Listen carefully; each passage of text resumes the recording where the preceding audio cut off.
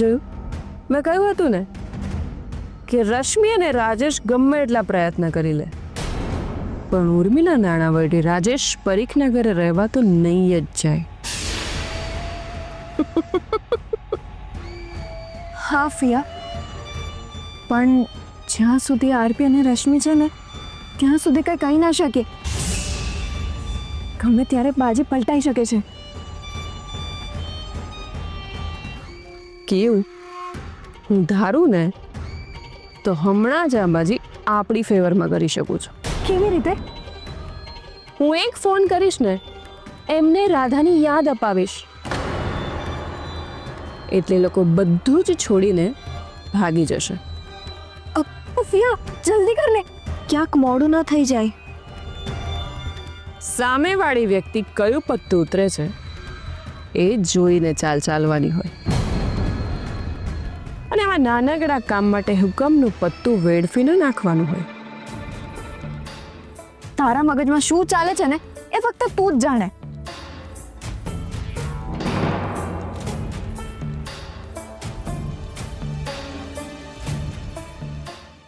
એક મિનિટ ક્રિશ, હું જઈને તમારી મમ્મી સાથે જ વાત કરું છું.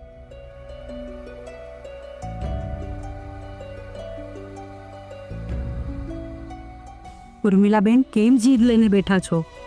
શું તમને અમારા પર ભરોસો નથી? તમને એમ લાગે છે કે વર્ષાએ તમારી સાથે જે કર્યું અમે પણ તમારી સાથે એવું જ કરીશું? હા છે રશ્મિબેન, તમારા પર મને પૂરેપૂરો ભરોસો છે, પણ મને મારા ભાગ્ય પર ભરોસો નથી. સતત એ ડર લાગ્યા કરે છે કે ખબર નહીં ક્યારે શું થઈ જશે.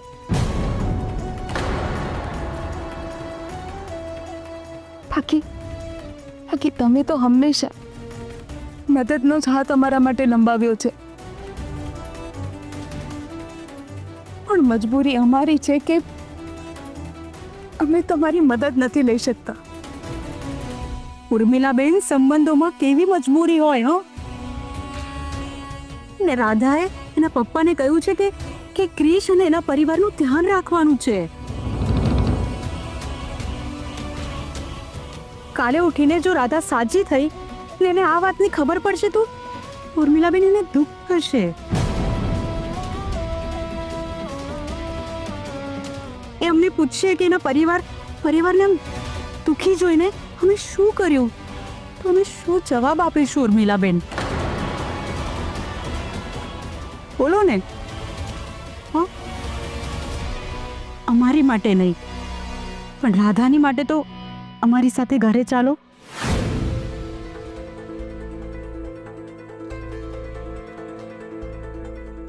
પ્લીઝ ઉર્મિલાબેન, પ્લીઝ અમારી સાથે ઘરે ચાલો, પ્લીઝ.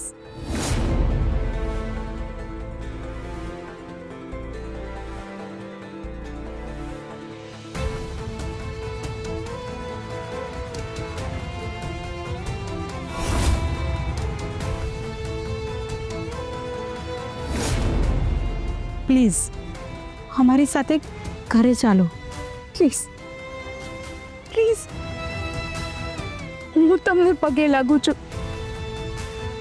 તમને બધાને સમજવાનો પ્રયત્ન કરો અને અમને અમારા હાલ પર છોડી દો.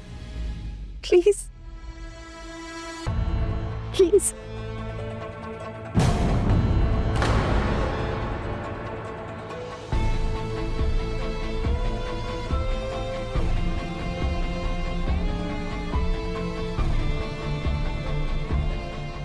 શું કહ્યું ઉર્મિલાબેન? એ વાત માનવા જ તૈયાર નથી થતા. તો હવે આપણે શું કરીશું? એ જ જીદ્દી છે તો હું પણ રાધાની માં છું. એ જીદ લઈને બેઠા છે ને કે આપણા ઘરે નહીં આવે, તો મારી પણ જીદ છે કે હું એમને આપણા ઘરે લઈને જ જઈશ.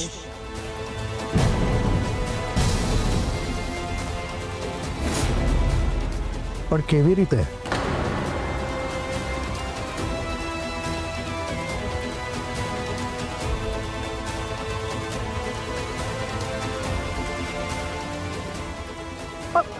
રશ્મિબેન,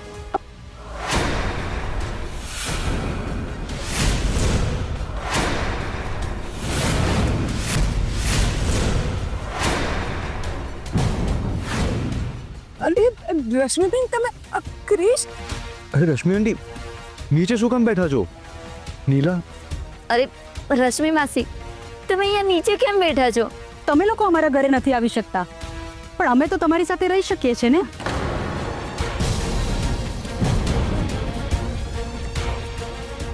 તમે લોકો જ્યાં અને જેવી પરિસ્થિતિમાં રહેશો, અમે બંને પણ તમારી સાથે જ રહીશું. બસ.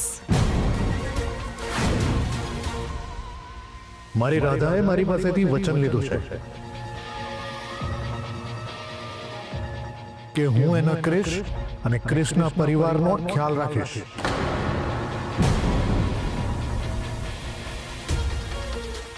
ને અમે લોકો અમારી દીકરીએ આપેલું વચન નિભાવીશું.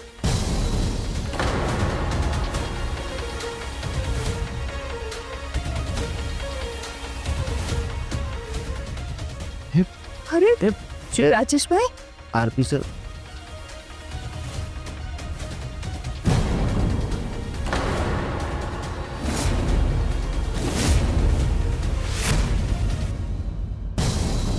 હા, શું થઈ ગયું?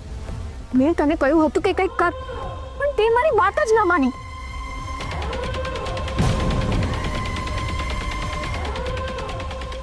મોભાદાર લોકોને કોઈ વાતનો ડર નથી હોતો, પણ બદનામીનો ડર તો દરેક માણસને હોય છે.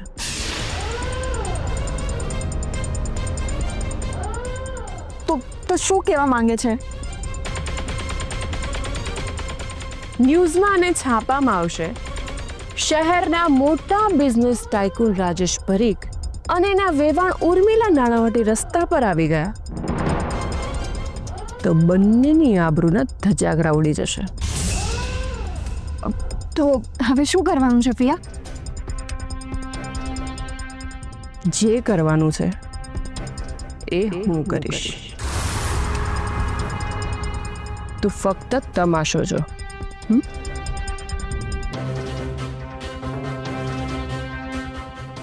અરે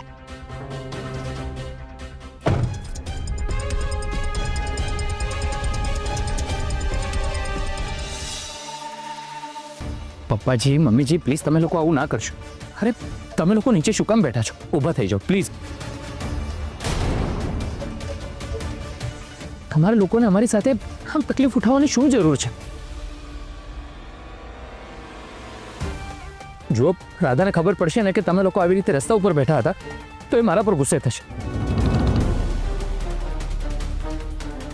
અને મેં રાધાને વચન આપ્યું છે કે દીકરો બનીને હું તમારી સેવા કરીશ, તમારી બધી જ વાત માનીશ. પ્લીઝ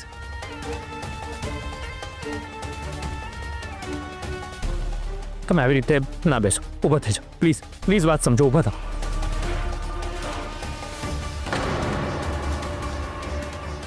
રાજેશ અંકલ, રશ્મિ આંટી, તમને આ રીતે નીચે બેસેલા જોશે તો લોકો શું કહેશે?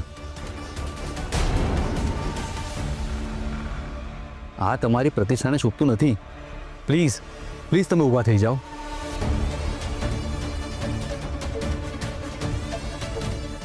આરપી સર, રશ્મિ માસી, અરે તમે લોકો આવી રીતે બેસશો ને તો એ અમને કોઈને નહીં ગમે. અરે તો તમે લોકો આમ બેઠા છો, શું અમને ગમે છે એ બધું?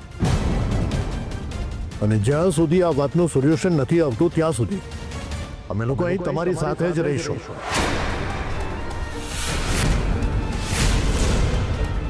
ભલે જે થવાનું એ થાય.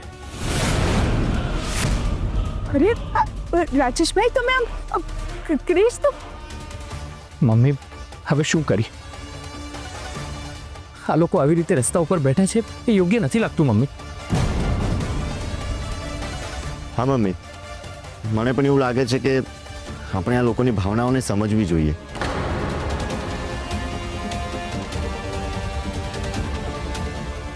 મને ખબર છે મમ્મી કે વર્ષાબેને આપણી સાથે જે કર્યું ને એવું ફરીથી ક્યાંક થશે તો એવો તને ડર છે. પણ મમ્મી, મને નથી લાગતું કે પપ્પાજી અને મમ્મીજી આપણી સાથે આવું કંઈક કરશે.